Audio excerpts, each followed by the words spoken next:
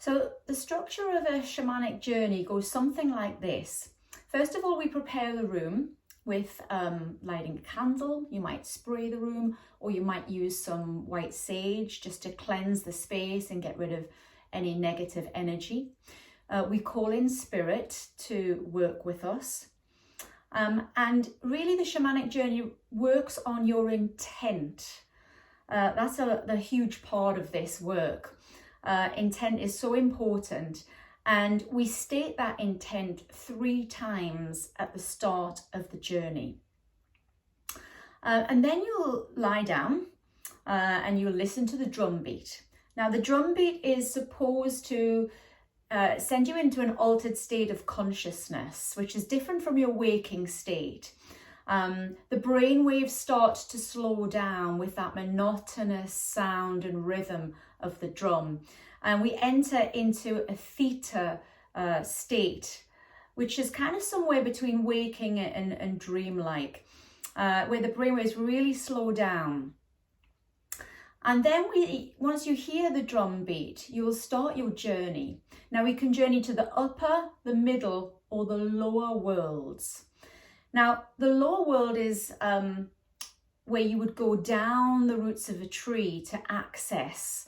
So imagine traveling down the roots of a tree deep down into the earth, and there might be a little transition phase where you perhaps pass through a tunnel or come out into a cave or some kind of landscape like a forest or a jungle or a beach or wherever it happens to be. If you're traveling to the middle world, which is kind of what we're familiar with, that everyday scenery that we're used to, that's kind of represents the trunk of the tree. And we can also travel to the upper world. So you imagine going up the branches of a tree, or whatever feels right for you. It might feel like a ladder to access those upper realms. And those upper realms are perhaps a little bit more challenging to visualize. It might be filled with crystals or sacred geometry or celestial beings. So it's not your everyday experience, and for beginners it might be a little bit more challenging to travel to the upper world. So in your first journey you might want to go down into the lower world, for example. And the tree of life, which we would call the axis mundi, is representative of these worlds. So the branches, the upper world, the trunk, the middle world, and the roots are the lower world. So once you've come out into your particular world and particular landscape, then you're just really wanting to allow that journey to unfold.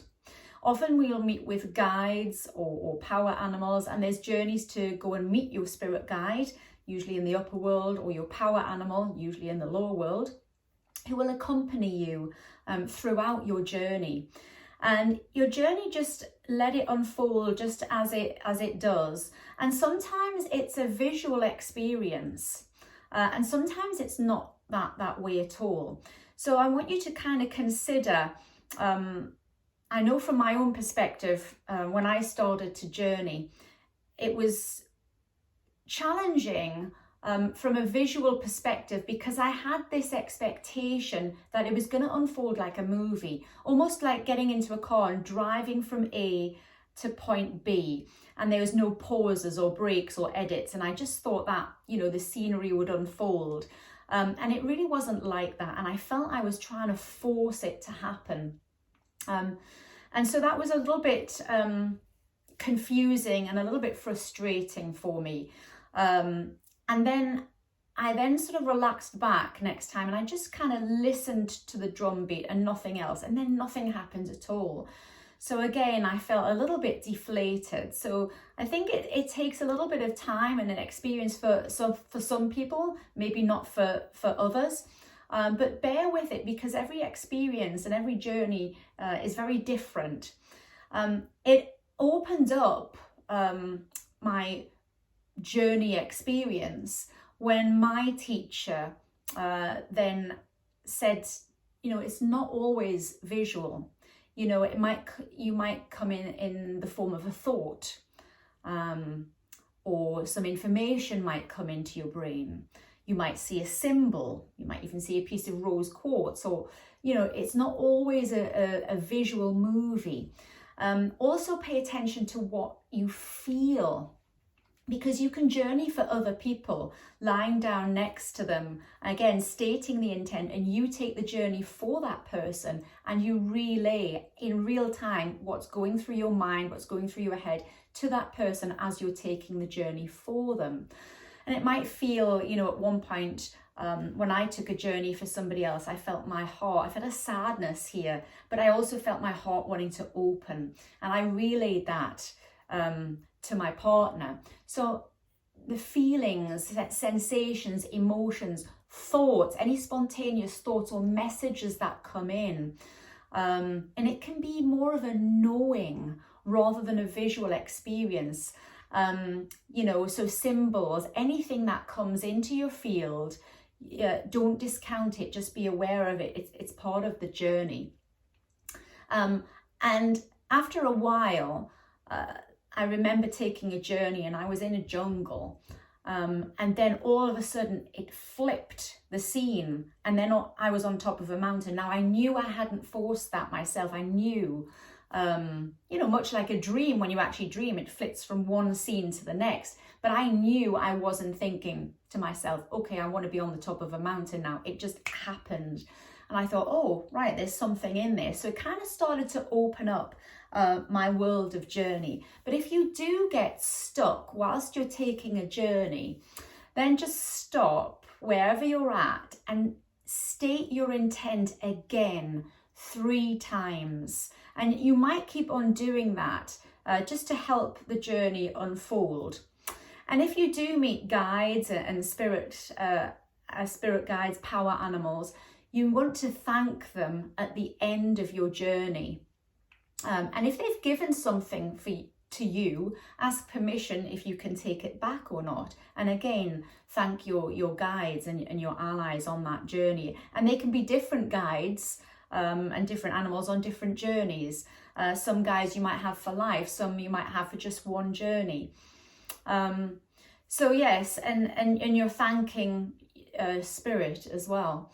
And the journey ends with what we call a call up. So the cadence and the speed of the drumbeat will get faster. And when you hear that change, that's when you thank your spirit guides, and you start to make your way back, either, you know, upwards from the roots of the tree if you're in the lower world, or downwards via the branches if you're in that upper world. And then you come back to yourself. And then what we do immediately after a journey is we have a pen and paper, and the first thing we do when we open our eyes is to write down the details of that journey. It's much like when you wake up from a dream. Once you start moving about your day, you forget, you know, that movie scene has kind of gone out of your head. It's faded into a distant memory. So it's good to keep a journal of all of your journeys, and things that you might think are not relevant now. You know, maybe at some point in the future, when you look back on it, you can go, oh yes, I understand that now, why that happened. So yes, it can be a little bit frustrating, but it can also be incredibly wonderful. You can journey for many reasons. You know, you can journey to get advice. You can journey to receive healing. There's all sorts of reasons that we take journeys. But today, we're going to journey to connect with our inner spirit. That's the intention for today's session. And it's really, you know, sometimes in this busy life, we, in the world full of ego, we often lose our sense of self. So it's really to come back to ourselves, to connect with our inner spirit, our soul, our essence, our being, our authentic self, if you like, which can often get lost in this crazy world. So that's our intention, and we will drum for 20 minutes. That's usually the duration of a journey. It's usually 20 to 30 minutes. And so you need just to get yourself comfortable, and we shall begin. So,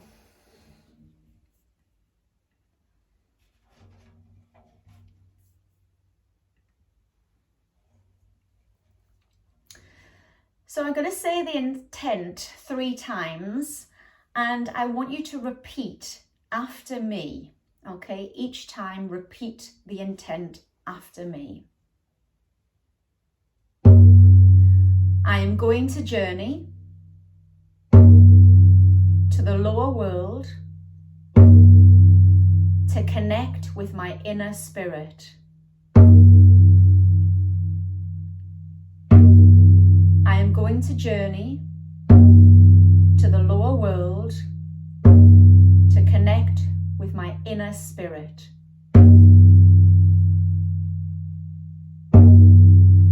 I am going to journey to the lower world to connect with my inner spirit.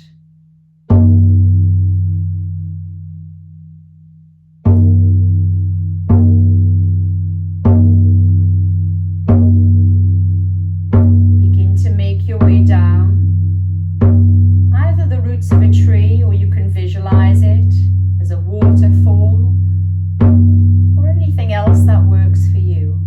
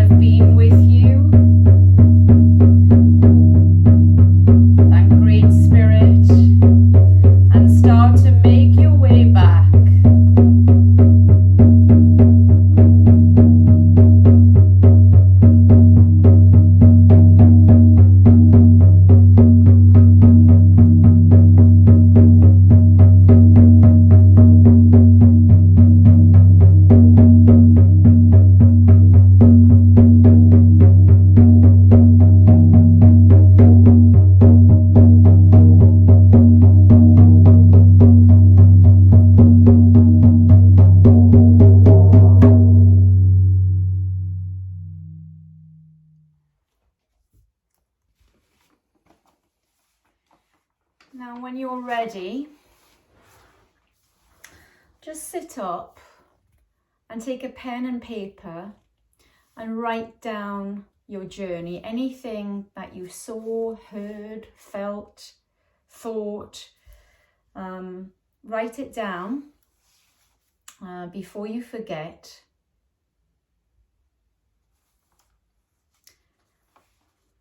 And just know that whatever you experienced is right for you right now. Sometimes we don't understand and we're prone to over-analysing or over-intellectualising, but just let be whatever happens. And if nothing happened, be okay with that too. But keep practicing, because I think it gets maybe a little bit easier the more that you do, as with anything.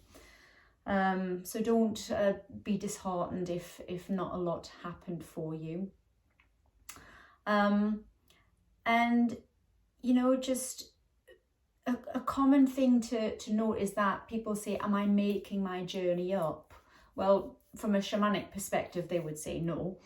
Although it can feel a little like that to us, it maybe feel a little forced, etc. But however it unfolds, know that is right for you at this particular time. So that's the structure and the experience of a typical shamanic journey. And I hope you enjoyed the experience. Thank you for joining me.